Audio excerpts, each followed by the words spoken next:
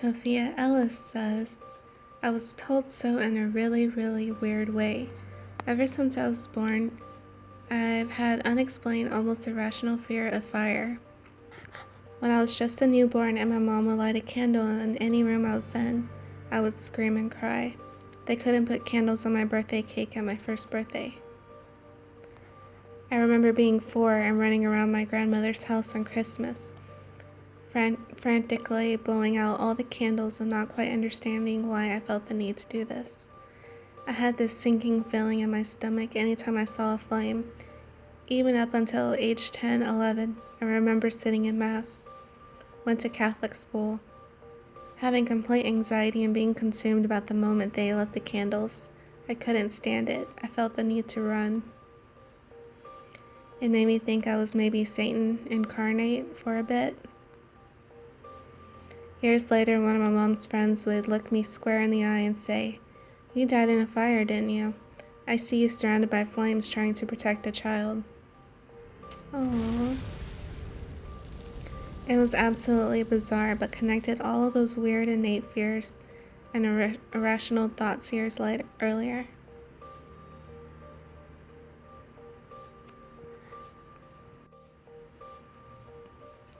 Jennifer Casey says, absolutely. Since I was a small child, I've had an unexplainable fear of water. Not bathing or hand washing or any type of everyday water use. My fear has always been of large bodies of water, including swimming pools. When I watch movies or even cartoons and a character is underwater, I have an anxiety attack and lose my breath. When I see someone walking close to the edge of a swimming pool, I panic. I never understood this fear until I had my first encounter with reading about the Titanic. I felt an overwhelming connection to the ship and the history behind it.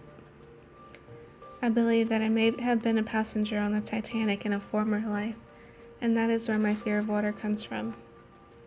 I would love to be able to find out more through a psychic or a tarot reader.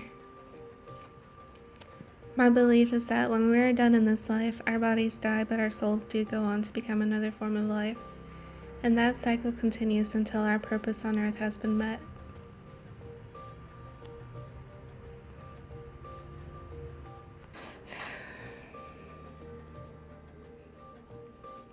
Robin Snyder Stone responded, when my youngest daughter was about 2, she started talking about going to the beach and how much she loved it. We live in the Arizona desert.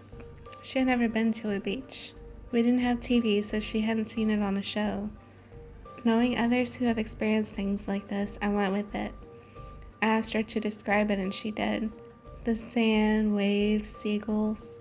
I asked her when she was at the beach. Back before you were my mommy, before I died. I asked her, how did you die? I was hiding under some stairs. It was dark. I hurt, and then I died.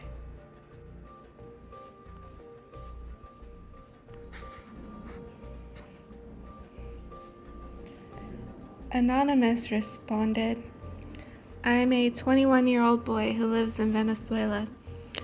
When I was 11 years old, I had a very brief dream about me in front of what I recall a somewhat dusty mirror. What I found odd is that it wasn't myself that the mirror was reflecting, but a teenage, pale, red-headed girl, dressed in a big dress, brushing her long hair. Then, without waking up, I had some sort of an epiphany and realized this is me while looking at the mirror. It was completely weird. It felt like I was her or that she was me. When I woke up, I had the word Mackenzie stuck on my head for days, and I thought that maybe that was the name of the girl I dreamt of, until one day I googled it and realized it was a Scottish family clan or a last name of some sort. I was 11 and living in Venezuela, and I didn't know anything about Scotland and its history. In the dream, it was obvious that it wasn't the 21st century nor 20th century. It felt like it was a long time ago, but it felt so real.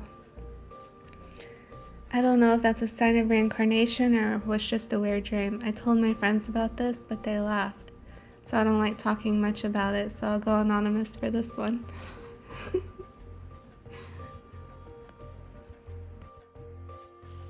Shelley Hamlin says, when I was very young, I asked my mother to braid my hair like I used to wear it when I was an Indian girl. In this case, I'm an American Indian. I don't remember this, but my mom was very surprised by my request and indicates that I was still too young to have been exposed to Native American Indians. I also remember walking in the woods by myself. This was early 70s in Washington state. People still felt pretty safe and allowed their children free rein without their neighborhoods and beyond. I found myself feeling very peaceful, remembering how to walk quietly, and truly feeling at home in those woods.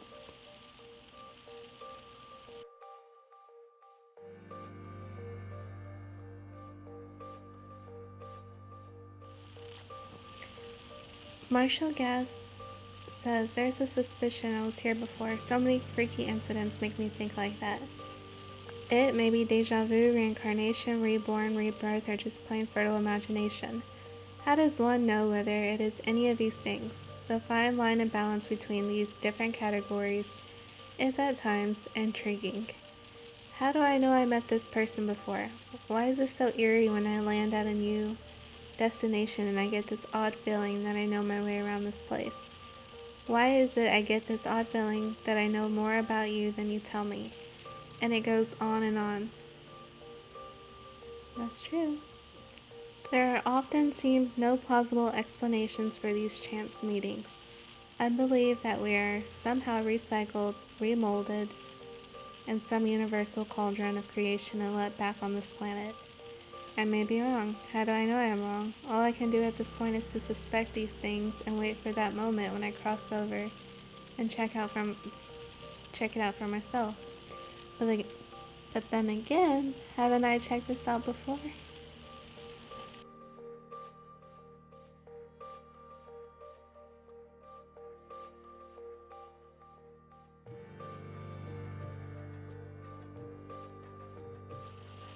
At this point, I take it as a fact. For as long as I can remember, I've been fascinated by the Middle Ages when other little girls put on fancy dress-up costumes. I made myself a sword out of foil-wrapped cardboard. The first time in grade school that I read about the 12th century, my whole body went tingly and cold. I also had a love for things French from an early age. In junior high, I started taking French classes and took to it like I was just jogging my memory. My friends have joked ever since that French is actually my native language, even though I was born and raised in the US. As a teenager, I tried a past life regression. Immediately, I perceived myself as a young Frenchman. He was walking with a horse. I was dressed like a knight, but as he passed the ruin of a strange round cottage, I realized it was his birthplace. Although raised by a nobleman, he and his sister were orphan peasants. He was not allowed to marry the woman he loved because of his background, so was forced into the Crusades. Before he could leave, however, his romantic rival killed him in a rigged joust by stabbing him in his stomach. By the time I came back to the present, everyone was shaking. I'm glad I was sitting down because I don't think my legs could have held me.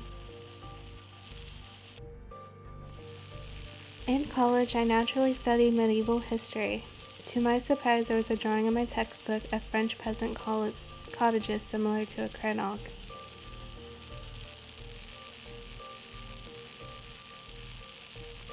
More than likely, the style was built on the remnants of cottages built by the Belgae tribes. I'm looking for confirmation of that theory, however. Yep, I was creeped out a bit. The piece de resistance came some years later when I was talking to a friend with an interest in the supernatural, etc. I had never told her any of this, but over ice cream she began sharing the story of strange memories she had. She was an orphan who was raised by an aristocrat along with her twin brother. As an adult, she learned her brother was being sent away on a crusade, only to watch him die in a rigged tournament. Yep, same story, only from my then sister's perspective. I had to explain why I had almost dropped my ice cream. I just said, yeah, I'm being stabbed in the gut, her like a bee. And stars, asterisks. Strangely enough, other people have always mistaken us for twins because we look nearly identical. Her own mother has gotten us confused. Shrug. It's weird, it's illogical, but after all these years I've come to accept it. More things than heaven and earth, etc. Incidentally, I did find a few records of a knight with the right name from the right region and era. When I realized there was no record of his family or origins, I'll be honest, I closed the records I was reading. I wasn't brave enough to see if I could find his burial. I'm in no hurry to see my own grave.